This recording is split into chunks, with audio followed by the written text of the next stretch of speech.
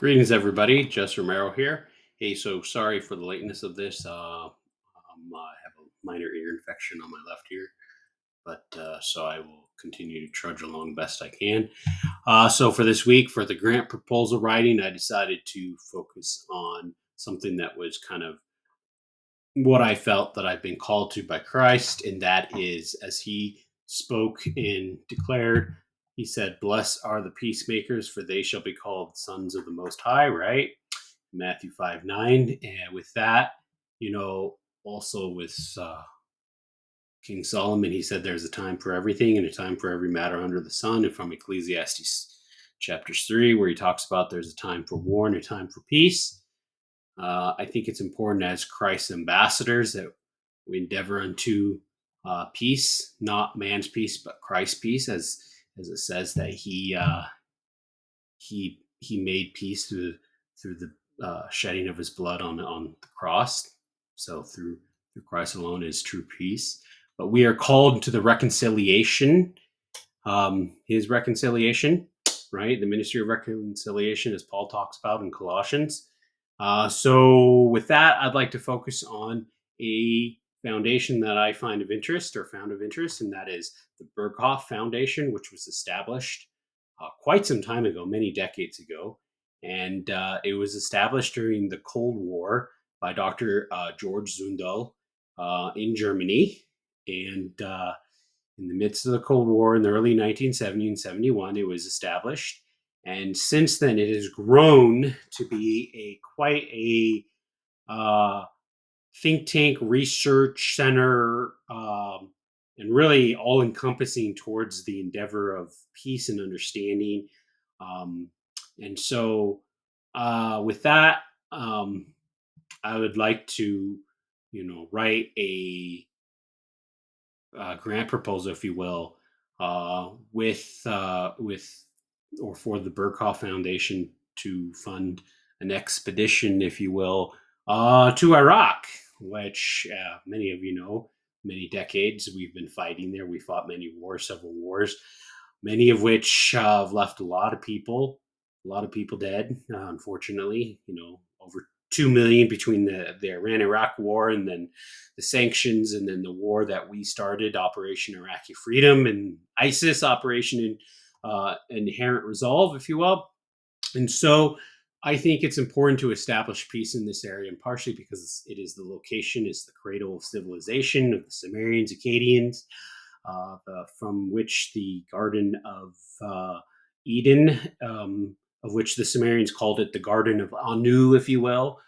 They talked about a similar story, such as the fall of Adami, by taking of the tree of knowledge, if you will. And so, in the very place that history began, where mankind has its beginnings, I think it's important that we help do everything we can to help bring a restoration to this place, and to really not just for them but also for us, because everything I've studied in reality is, if you really think about it, we're all Sumerian in origin, if you will. We all come from this place in its beginning, Genesis, whether you going back to Ur of the Chaldeans, where Abraham was born, Genesis chapter 11, or Eridu, which as the Sumerians called the world first city. This is a very historic site, very ancient place, a lot of history, a lot of empires clashing. And I think, as Christ said, blessed are the peacemakers. So I think the important thing is that we endeavor towards this and do everything in our utmost to help foster and establish the necessary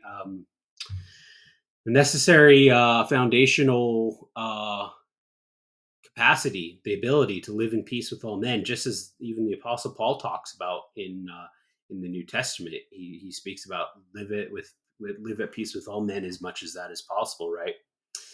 Not saying that we ignore, the terrible things of humans, but we must also acknowledge our own, and we must also rectify our own miscalculations or the intentional and destructive behaviors of our so-called leaders. those who have pushed policies that are not in line with Christ and his eternal kingdom, which, as he said, John 18:36, is not of this world, but is of a eternal kingdom kept in heaven, the New Jerusalem, as the Apostle Peter said, which is kept for those who are found in Christ, who are shielded through faith until the coming of Christ. And so, as Christ ambassadors, I think we need to do everything we can to facilitate and foster peace. And again, like I said, not man's peace, Christ's peace. And we do that by first and foremost living that out, living the gospel. Not necessarily, I'm saying, preaching it to everybody, but we can live that through the things we do and the methods we do.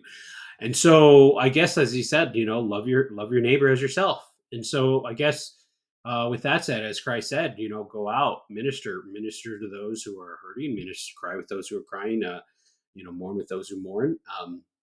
Help establish and facilitate the necessary means by which people can live as free as they can in Christ, not free in multiple ways in which America has perceived freedom. That's not freedom. I would say that's bondage.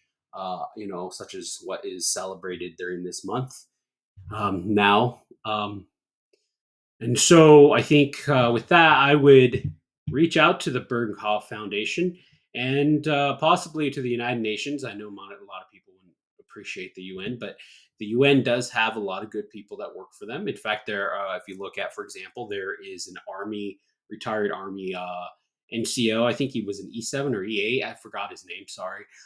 But he is one of the food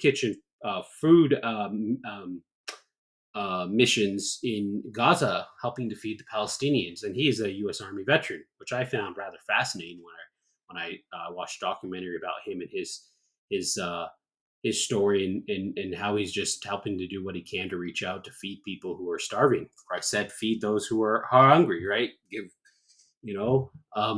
Yeah. So I would reach out to the Berghoff Foundation as well as the United Nations, because the UN mission in Iraq is ending soon.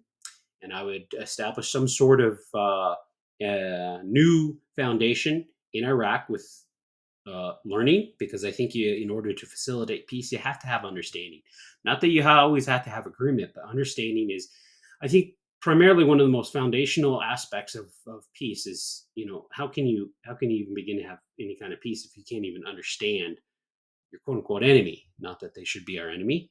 Well, we were Christ's enemies, but our Elohim, the Most High's enemy, Christ rectified that and restored us, reconciled us back to Him while we were yet His enemies. Christ died for us, and so we need to have understanding, and from that understanding, we need to have